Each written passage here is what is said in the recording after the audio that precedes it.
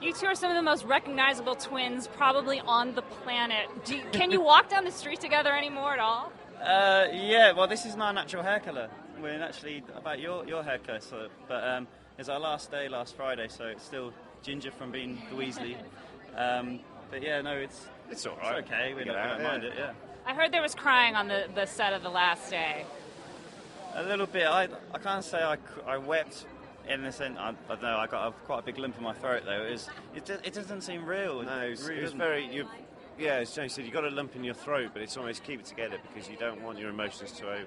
I especially didn't want my emotions to overflow, and then you forget really what your last day was about. So I just went around snapping photos all day. Now, you've been part of these films for the better part of a decade. Does it feel like your life has changed a ton since then, or has it been kind of stable? Because you've held a steady job longer than a lot of people do in reality. Yes and no, I guess. I mean, not every 24-year-old could have the same experiences that we've had.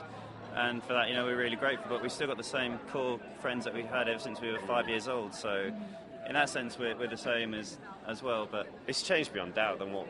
If we weren't doing this, it's totally different to what we'd ever thought. What would you be doing now if you weren't?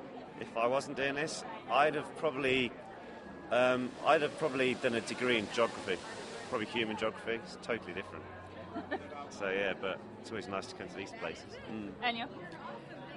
All right, well, I don't know. I was never there yet. What are your first impressions walking down this red carpet here, seeing not just this come to life, but the fans as well? To be honest, when we came here 3 weeks ago, it was literally just Oliver, myself, Matt Lewis, Emma Watson, Robbie Coltrane, and it was just us. So that was pretty cool.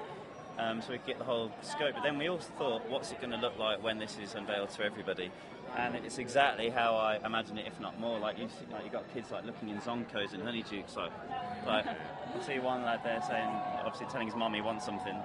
So, but yeah, it's exactly how I thought, and I really do think every guy who comes here is going to get a right kick out of it. The thing I always get blown away by is where we go different places in the world, that the reaction from all the Potter fans is so intense, it's so excitable, and that's the one thing that... Is it frightening a little bit? I wouldn't say. I get a buzz out of it, to be honest, because you see all these guys who are so happy and excited to meet you, and it's I don't think that's very frightening at all. And what one element was the most important to you to come to life here? Like, if you had to just pick one thing you really hung your heart on to make sure that it ended up in this park, what would it be? A joke shop. Had to be a joke shop, and Zonkos, which is, they've got some great stuff in there, which we saw as props in Fred and George's shop. Did you take any of the props home from the movie to keep? It depends who's watching. Yeah.